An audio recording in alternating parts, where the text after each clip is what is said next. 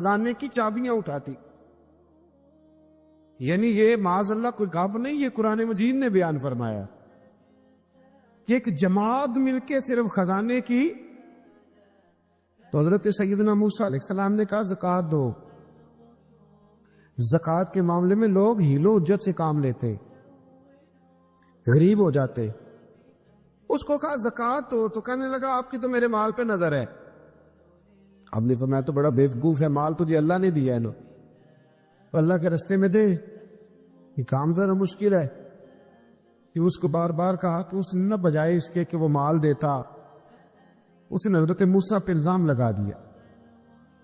ایک عورت کو تیار کر کے لایا. یہ الزاموں والا کیس سنتے آ رہے ہیں آپ کہاں تک؟ حضرت یوسف پہ بھی لگا، جناب مریم پہ بھی لگا، حضرت سیدنا موسیٰ کلیم پہ بھی لگا، اور حضرت عیسیٰ پہ بھی. سارے ہوئے نا الزامات.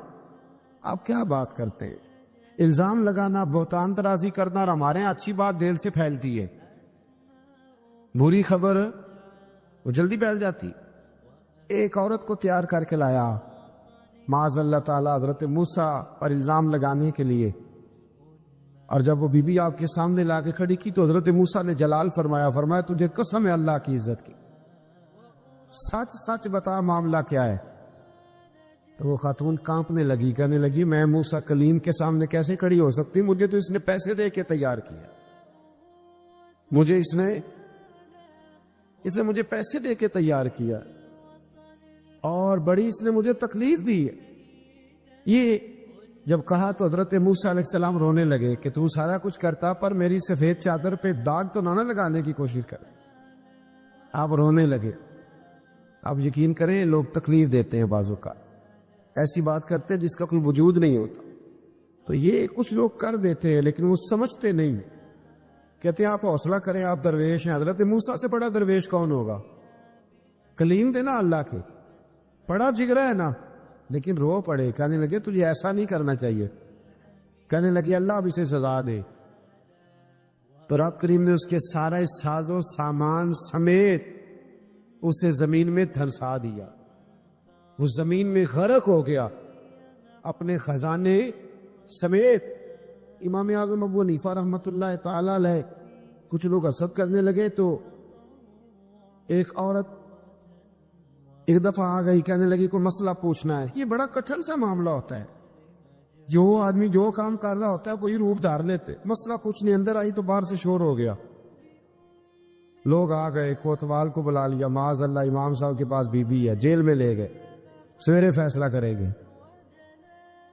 رات کو نا ساری رات امام اعظم نے نماز پڑھی، ساری رات، اور کہنے لگے اے اللہ اب تو میں بوڑھا ہو گیا، اس حال میں اب ان سوالوں کا جواب دوں گا. وہ عورت بھی ساتھ بند تھی، اس عمر میں ان سوالوں کے جواب یار بڑا مشکل ہوتا ہے. اللہ اکبر. اس عمر میں امام صاحب رو رہے تھے تو اس عورت کا دل نرم ہو گیا. امام صاحب سے کہنے لگی مجھے غلطی ہو گئی، میں نے پیسے کسی سے پکڑ لیے تھے. حضور آپ تو اللہ کے نیک بندے. امام صاحب کہنے لگی اب ایک نیکی کر، کوتوال سے کہہ کہ مجھے کوئی تکلیف ہے تو میں دوا کھا کے واپس آ جاؤں گا. تو وہ کوتوال تو پہلے ملا ہوا تھا، اس نے اس کو کہا کہ مجھے کوئی تکلیف ہے میں گھر جاتی ہوں، دوا کھا کے واپس. امام صاحب نے سمجھا دیا. وہ گئی تو جو برقع اس نے پہنا ہوا تھا نا نقاب ساری عورتیں، وہ جا کے نا اس نے امام صاحب کی بیوی کو دیا. امام صاحب نے اس کو سمجھا کے بھیجا تھا. وہ برقع گھر لے گئی اور جا کے زوجہ کو ساری بات سنائی. وہ دوائی کھانے گھر چلی گئی اور زوجہ برقع پہن کے تھانے آ گئی. سویرے قاضی کے سامنے بھیج ہوئے تو کہنے لگا جی آپ اتنے بزرگ ہو کے عالم ہو کے بیوی کے ساتھ اکیلے. فرمایا میری بیوی ہے تو میں نے اکیلے ہی ہونا تھا اس کے ساتھ، اور کس نے ہونا تھا؟ جناب آپ کی بیوی. فرمایا بلاؤ میرے سسر کو، اور بلاؤ محلے کی 10-12 عورتوں کو بھی دیکھ لے. انہوں نے دیکھا تو امام صاحب کی بیوی نکل آئی. وہ جتنے تھے نا الزام لگانے والے وہ اب غور سے دیکھ رہے تھے. تو ایک کہنے لگا امام صاحب سے یہ کیا ہوا؟ فرمایا قرآن ہے وَتُعِزُّ مَن تَشَاءُ وَتُذِلُّ مَن تَشَاءُ. یہ قرآن ہے، ہونا کیا تھا؟ رب نے اپنا وعدہ سچا کر کے دکھایا ہے. تو اس نے بھی الزام لگایا. پھر سزا یہ ملی کہ وہ ہمیشہ کے لیے زمین میں ہنستا. دولت کون دیتا ہے؟ اللہ دیتا ہے نا. تو اگر اللہ کہے تھوڑی سی واپس بھی کرو, بندیاں دے خرچے بات جاندے نے, تھوڑی سی واپس مانگ لے تو ہاتھ تنگ ہو جاتا ہے. کہ خاتون نے ایک دفعہ مجھے پیغام دیا تو میں بڑی اس کی بات سن کے مجھے عجیب لگا. وہ کہنے لگی کہ دوسری جگہ میری شادی ہوئی ہے, مجھے طلاق ہو گئی تھی, تو مجھے ایک تانا روز سننے کو ملتا ہے تو اتنی اچھی ہوتی تو وہاں نہ رہ لیتی. تو بھئی یہ کوئی تانے والی بات ہے؟ کو ضروری ہے کہ بیوی غلط ہوتی ہے تو طلاق ہوتی ہے؟ اللہ کے محبوب علیہ السلام کی 2 صاحبزادیوں کو ابو لہب کے 2 بیٹوں نے طلاق بھیج دی تھی. کس کی غلطی تھی؟ تو آپ کیا کہہ سکتے ہیں یہاں کیوں طلاق؟ تو اتنی جلدی بات تھوڑی کر دیں گے آپ, تھوڑی احتیاط فرمائیں بولنے. حضرت عبداللہ ابن عباس فرماتے ہیں میرے نبی پاک علیہ السلام نے میری تربیت فرمائی, اور محبوب پاک علیہ السلام نے فرمایا عبداللہ یاد رکھنا, یہ نوجوان دوست میری بات لکھ لیں, پریشان لوگ میری بات لکھ لیں, جن کے پاس قوت فیصلہ نہیں وہ اس بات کو لکھ لیں.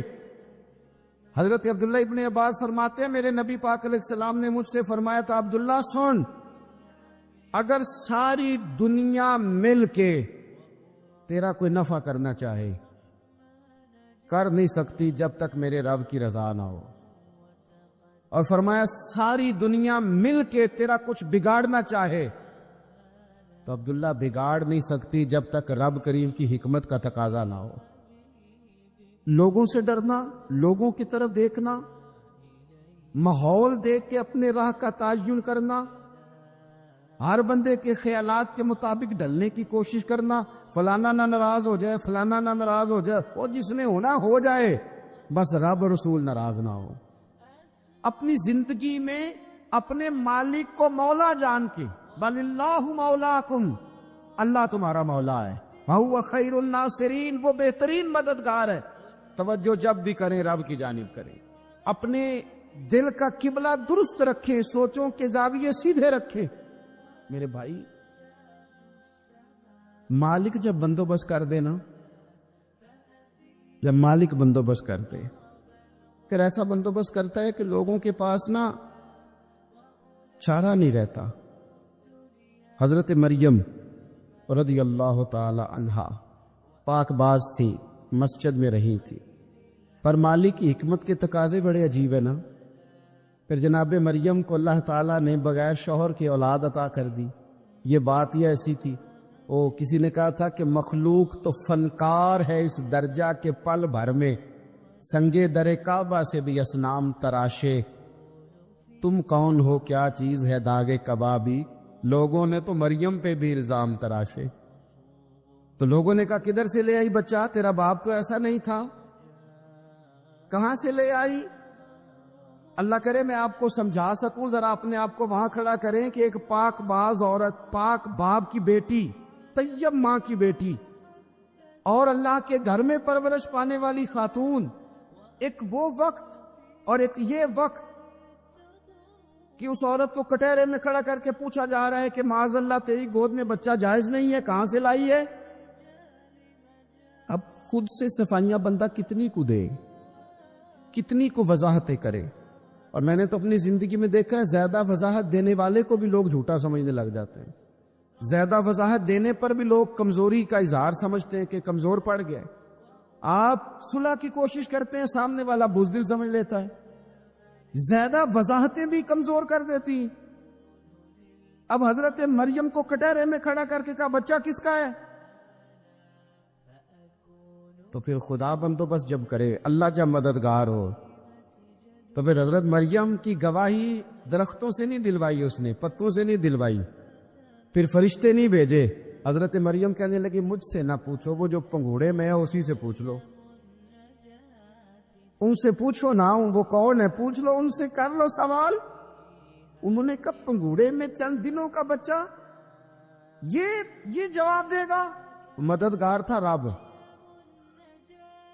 ان کی برات کا اعلان کرنا تھا مالک نے, اور جب مالک اعلان کر دے, جب مالک تیری صفائی دینا چاہے, جب مالک تجھے دنیا کے سامنے نکھارنا چاہے, تو پنگوڑے میں لیٹے حضرت عیسیٰ بول کے کہنے لگے انی عبداللہ آتانی الکتاب، فرمایا میں اللہ کا بندہ ہوں، رب نے مجھے کتاب عطا کر کے نبی بنا کے دنیا میں بھیجا ہے، میں اللہ کا بندہ ہوں، کتاب لے کے آیا ہوں، نبی بن کے آیا ہوں۔ پھر پنگوڑے سے اعلان ہو گیا، پھر بچہ بول پڑا، اور یہ ایک دفعہ نہیں بات ہوئی۔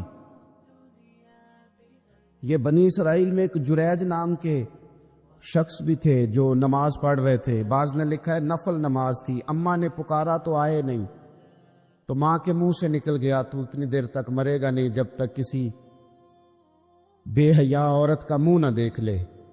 تو وہ عبادت گزار تھے، لیکن لوگوں نے ان کی عبادت، ریاضت، پرہیزگاری کو نہیں دیکھا، بس ایک عورت کو بھیج کے الزام لگوا دیا۔ وہ عورت آیا جایا کرتی تھی، اب آ جاتی ہیں عورتیں، مسئلہ پوچھنے کی نیت سے بھی آ جاتی ہیں۔ ماحول میں کچھ جگہ ایسی بھی ہیں جہاں عورتیں دم کرانے کے بہانے آ جاتی ہیں۔ وہ خاتون آتی جاتی تھی اس خانقاہ پہ، آستانے پہ، یہ بخاری میں موجود ہے، پھر اس نے کہا میری گود میں جو بچہ ہے یہ انہی کا ہے، مجھے بتائے کیسے بندہ وضاحت دے۔ حالات خراب ہو گئے، لوگ کٹیا جلانے لگے، ماحول اور طرح کا بن گیا۔ میرے نبی پاک علیہ الصلوۃ والسلام فرماتے ہیں پھر اس رب کے بندے نے کہا مالک تو کریم ہے، تیری مشیت کا تقاضا آیا جو میری ماں نے جملے بولے تھے، پر اب میں وضاحت دینے کے قابل نہیں رہا، اب تو ہی کرم کرے گا تو دروازہ کھلے گا۔ تو وہ چند دنوں کا بچہ پنگوڑے میں بول کے کہنے لگا میں اس درویش کا نہیں، میں تو فلانے چرواہے کا بچہ ہوں، وہ جو بکریاں چراتا ہے۔ رب کی مدد کو پکاریں، اپنے ساتھ اپنے مالک کی مدد کو شامل کریں، تھوڑے رزق پر بھی گزارا اچھا ہونے لگ جائے گا۔ سارے لوگ آپ کو گرانے کی تدبیریں کر رہے ہوں گے اور مالک آپ کو عزتیں عطا فرما دے گا، اس کی بارگاہ سے حکمت کا تقاضا اور ہو جائے گا۔ ہم نے ساری زندگی لوگوں کو راضی کرنے میں گزار دی، ساری زندگی بڑھاپا آ گیا بچوں کو پالتے، اور بچوں نے آخری عمر میں کہہ دیا ابا اگر کوئی ڈھب کا کام کر لیتے تو آج ہمارے دن بھی پھر نہ جاتے۔ ساری زندگی گزار دی بہن بھائیوں کو راضی کرنے میں، ساری زندگی گزار دی ذمہ داریاں اٹھانے میں، ان کو 99 دفعہ دیا، ایک دفعہ نہیں دیا تو انہوں نے کہہ دیا تو نے تو کبھی دیا ہی نہیں، تو تھا ہی نہیں۔ ساری زندگی محلے داروں، علاقے والوں کو راضی کرنے میں گزار دی۔ اور میں نے ایسے لوگ بھی دیکھے دین کے لیے وقت گزارا، لیکن جب بڑھاپے میں دانت کام نہ کرتے تھے تو وقت کے مفتیوں کو بھی مسجدوں کی کمیٹیوں نے کہہ دیا اب آپ کی سمجھ نہیں آتی، ہم نے خطیب کو یور رکھنا ہے، نہ دیکھو دنیا کی طرف، دنیا رلا دیتی ہے، نہ راضی کرو بندوں کو، بندے تھکا دیتے، نہ پیچھے بھاگو ہر وقت دنیا داروں کے، یہ انسان کو کمزور کر دیتے۔